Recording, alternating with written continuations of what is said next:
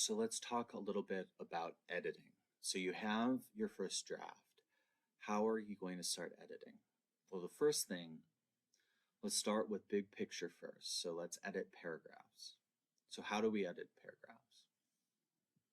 We want to ask ourselves some questions about our draft. So we're going to ask ourselves questions like, does each paragraph focus on one point? So the idea of a paragraph is that there's one big idea for each paragraph, right? If you read your paragraph and realize, oh, there's 2 points, or there's 3 points, or there's only half of a point, then you might consider breaking your paragraph into smaller paragraphs. You might also consider combining your paragraphs so that all the paragraphs that are focused on one point stay together, right?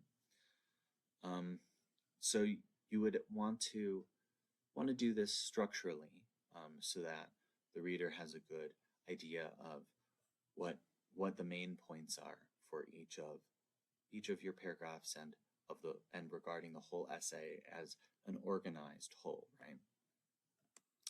You also might ask yourself, do the sentences relate to the paragraph?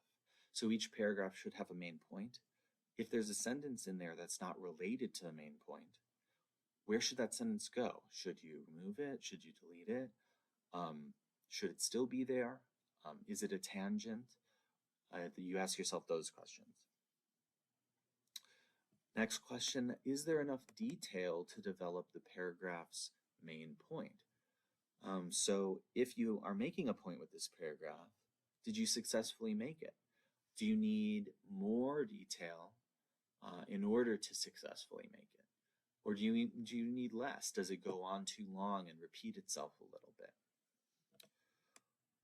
Where have you placed the most important information? So this question, you might read your paragraph and consider, okay, where is the topic sentence? Usually you want your topic sentence at the beginning, right?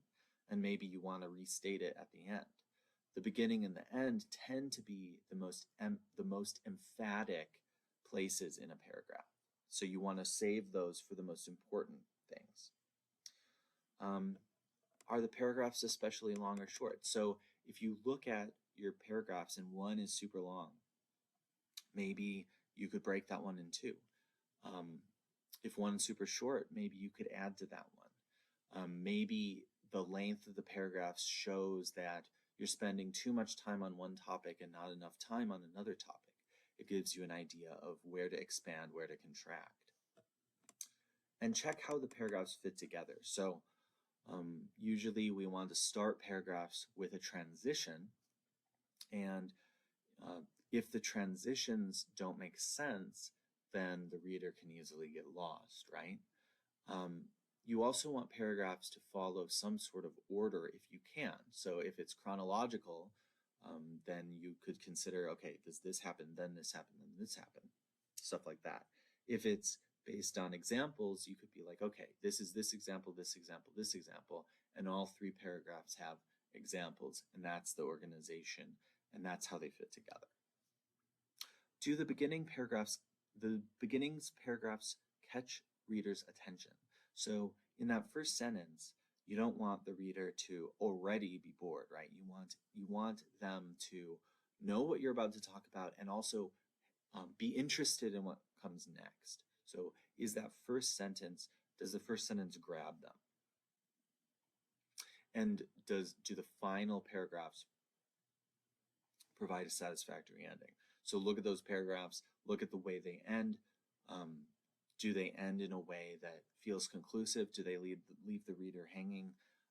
Do they not wrap up? Do they wrap up? And then regarding the whole paper, do the first paragraphs in the paper, do those catch the reader's attention? And do the final paragraphs provide a satisfactory ending? So you can look at the level of the paragraph and the level of the whole paper and determine if those beginnings and conclusions make sense.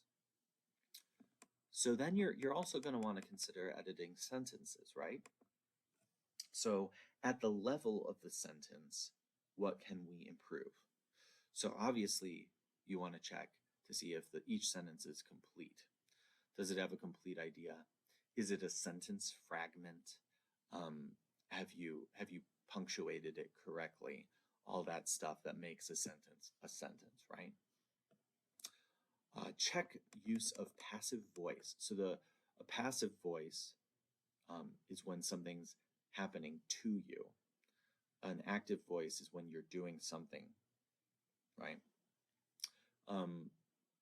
Usually passive voice is not, there's a place for passive voice, but it's often considered not direct, and you can be a lot more direct in your statements when you use the active voice. So checking for passive and active voice can improve your paper in that way. So the example they give here, consider the sentence in the passive voice, the prince was killed by a rival, versus a rival killed the prince. So the idea is that the second one's more direct, right? The rival did the killing. So you're emphasizing the action that the rival did. If you wanted to emphasize that, you should use the active voice.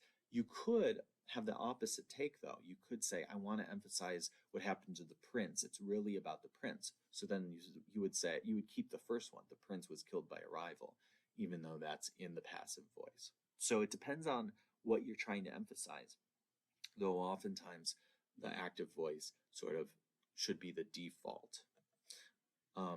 Check for parallelism. So this is when all of the items that you're listing are of the same form.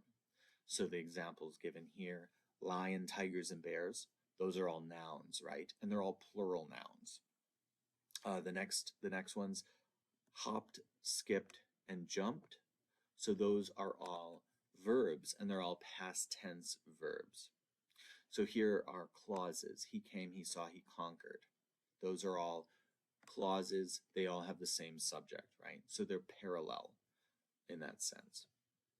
So this makes for much cleaner writing when you're parallel.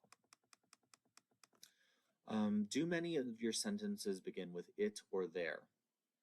So when you begin a sentence with it or there, you're often being a little bit less direct.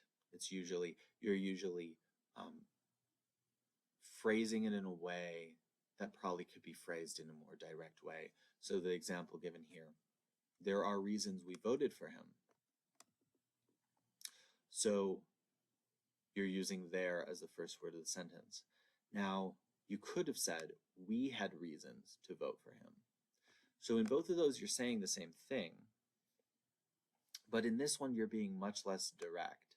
There are reasons. You can omit that whole there are.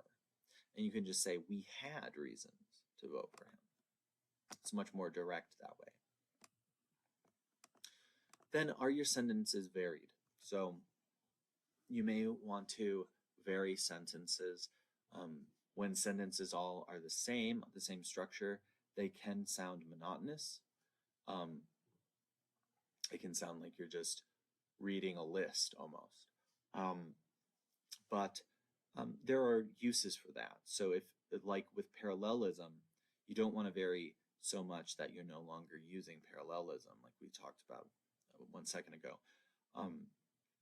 But you don't want everything to sound monotonous. So you can vary so that the structures feel different enough to the reader so that they're not glazing over, right? Make sure you used commas correctly. So this is just a grammatical check. You just want to check for your commas and make sure that your commas are all being used in appropriate ways, right? All right. And then you want to make sure that you're editing words. So this is the lowest level of your editing, right? So what would you do for editing words? So you can ask yourself, are you sure the meaning of every word? So this is, you don't want to use a word that you actually don't know the meaning of, right? You may be using it incorrectly. So if you don't know a word, play it safe and look it up or replace it with a word that you do know. Is any of your language too general or vague? So in a case of in a case of trying to say something, we want to be as specific as we can with what we're saying, without coming across in a way where the reader isn't quite sure what it is we're talking about exactly. So adding detail can make what you're saying more specific. If it's too vague, the reader ultimately might not even know what you're talking about. It might be too vague, too general, such that it's just you're not saying anything at all, almost, or it's tautological. It's like a cliche. It can also be too specific too, right? If you over specify, you can go too hard in the other direction. What about tone? So you definitely want to consider what tone would be appropriate. Do you ever come across as too casual or too stuffy? Do you come across as hostile? Or do you come across as too chummy? All of those can be considerations of tone, right? Maybe your attitude, your tone doesn't reflect what you really want to get across in the writing. Do any pronouns have vague or unclear antecedents? So antecedent is just what the pronoun refers to. If you read these pronouns, are you going to know in every case what the pronoun refers to? Or could the pronoun refer to multiple things and you get confused? Have you used any cliches? So a cliche, it could just be a common expression, right? So here are some common expressions. Live and let live, like the plague. Those are common expressions. And they tend to make your writing feel like you're just regurgitating what you've heard before. You don't sound original. So those, we generally want to avoid those unless we're using them in some kind of clever or new way. Be careful with language that refers to others. So specifically, you don't want to offend people with your writing. You want to try to make friends of your audience and not enemies of your audience. So you just want to be careful and gentle and not do anything that will obviously turn your audience against you, right? And edit out language that may be sexist. So this isn't just sexist. You might edit out language that's racist too, right? Or that discriminates in any given way towards any group of people. This basically just goes with the last question, which is considering your audience. Try not to offend your audience, right? And how many of your verbs are be and do? So it's tempting to say to phrase everything in terms of the words, the verbs be and do. It's very easy to use those verbs because those are very common verbs to use, but it can be stronger to use other verbs. So here's an example they use. She did a proposal. So, I mean, you can do a proposal, but isn't it just better to say she proposed? Isn't that a clearer way of saying that? You get rid of the do and just use the verb form, proposed. And do you ever confuse words like it's and its? So these are just words that mean different things but look alike. There are lots of words like that.